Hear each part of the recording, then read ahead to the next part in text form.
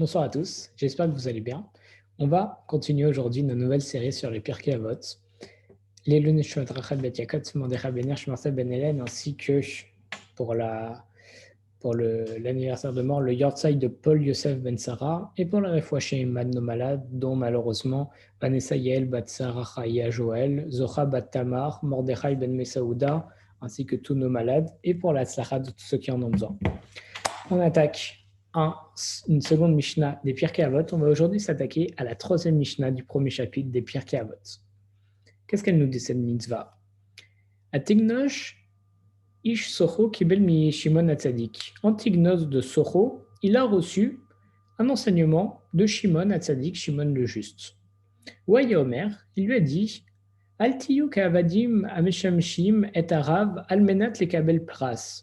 Ne soyez pas comme des serviteurs qui servent un maître juste pour recevoir un salaire.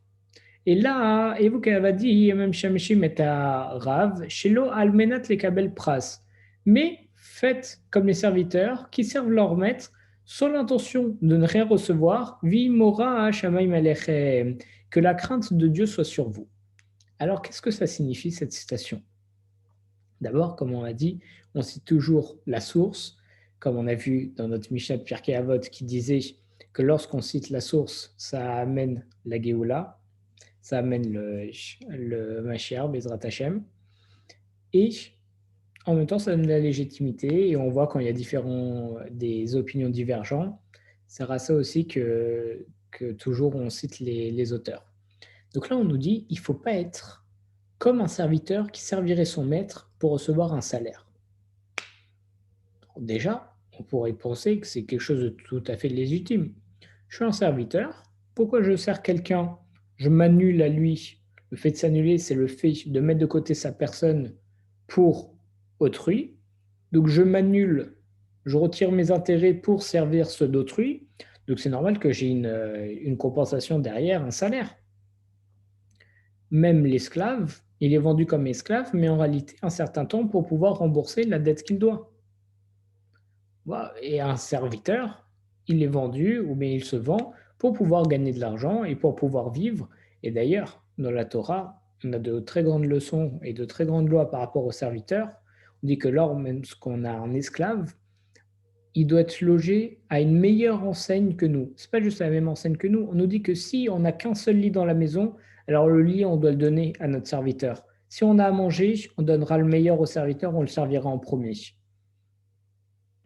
Donc on voit toute l'importance qu'on lui donne.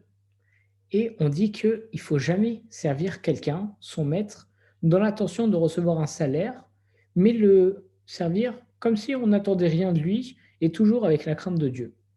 On va se poser plusieurs questions. Pourquoi est-ce qu'il ne faut pas attendre un salaire alors que c'est un travail comme un autre, plus ou moins? Pourquoi est-ce que donc il faut agir de la sorte? Pourquoi c'est mal d'attendre un salaire pour ça? Et qu'est-ce que ça vient faire là?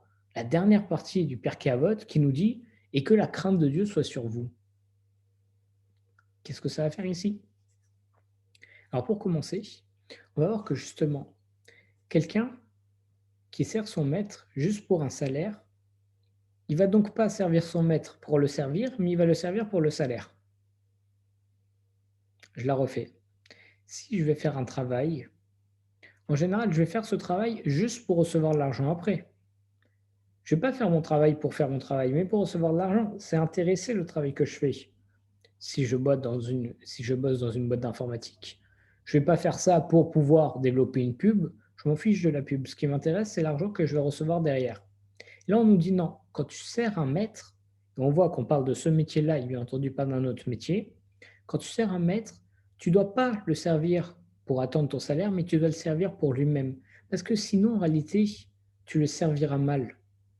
Et oui, parce que le fait de servir quelqu'un, c'est s'annuler, comme on a dit, pour ses intérêts à lui, pour autrui, pour notre maître.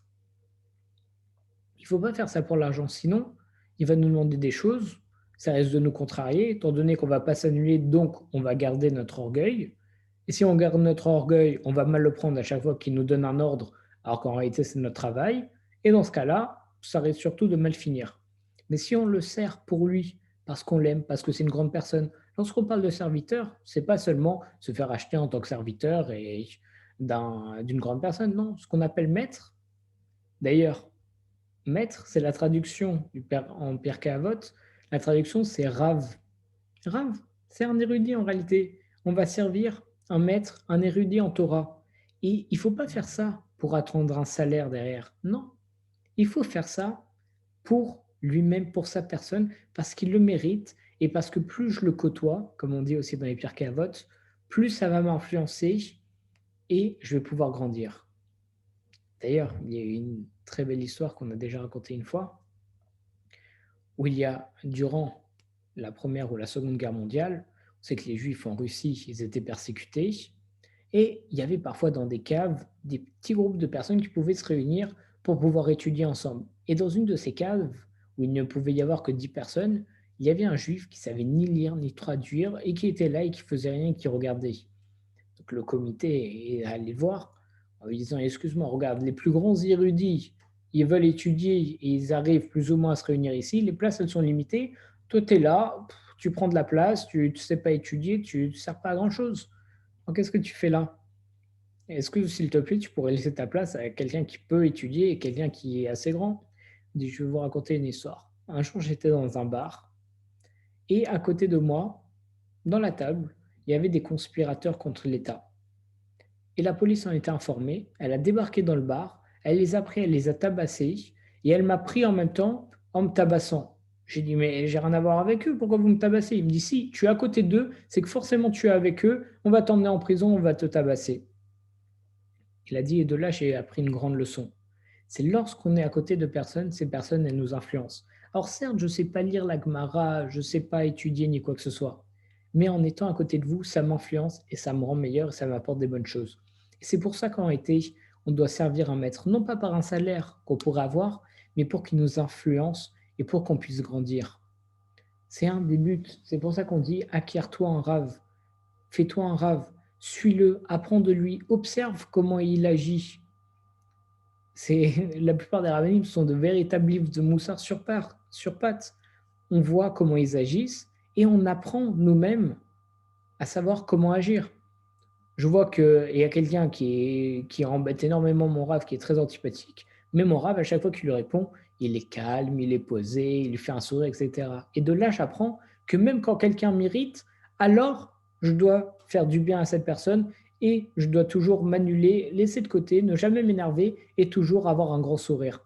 Donc en restant à côté de mon rave, qui, en étudiant beaucoup, acquiert de très bonnes qualités et de très bons traits de caractère, alors ça va m'influencer et je vais apprendre des choses et je vais apprendre à me conduire. Et c'est encore mieux ça que juste étudier du moussard, parce que c'est de la pratique, on le voit, et ce sont des événements souvent qui nous marquent. Et c'est comme ça qu'on peut grandir. Donc lorsqu'on va servir un maître, si on le sert juste pour l'argent qu'on va avoir au final, alors dans ce cas-là, ni on va faire attention à comment il se comporte, ni ça va nous influencer, ni en réalité, on va être passif. Parce que le but qu'on a, c'est pas d'être avec le maître, c'est de recevoir l'argent après. Sauf que tu passes à côté d'une fortune absolument splendide et inestimable, qui est la richesse d'esprit, la culture, le savoir-vivre, que tu peux acquérir seulement en côtoyant ton maître. Donc en réalité, même si on réfléchit, c'est rationnel. Bon, certes, il faut un salaire pour vivre, c'est normal, mais ne va pas servir quelqu'un juste pour recevoir un salaire. C'est pas ça le but.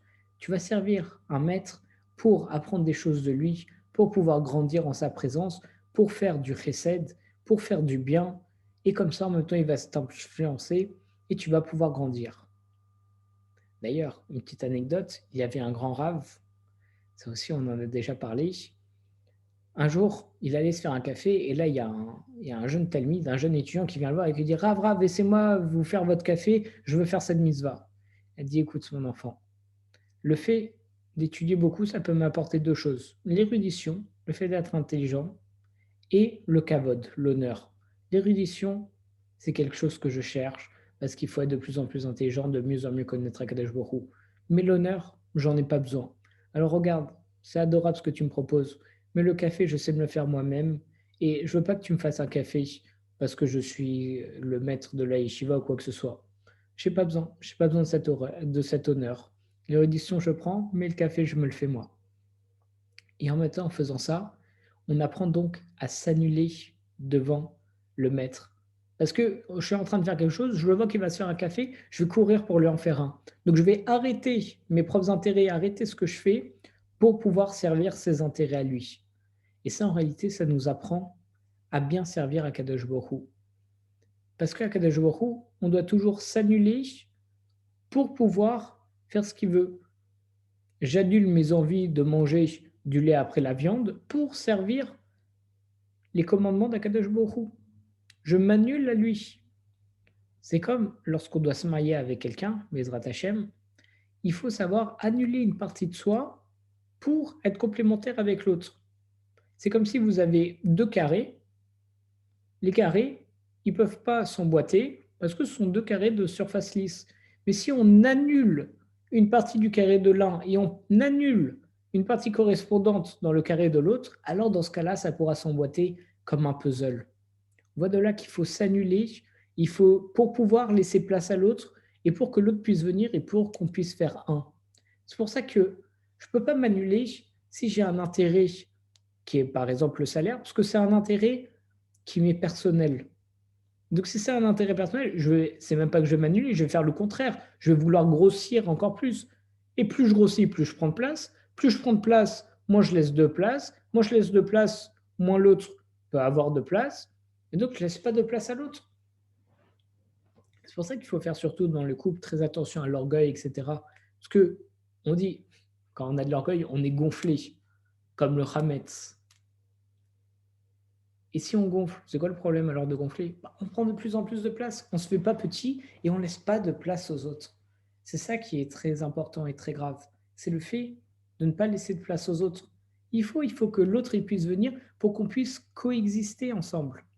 D'ailleurs, si vous me permettez de faire un petit peu de philosophie, il y a des théories sur les premières sociétés, entre Hobbes, Rousseau, etc., où ils se demandent comment est-ce que les premiers hommes vivaient.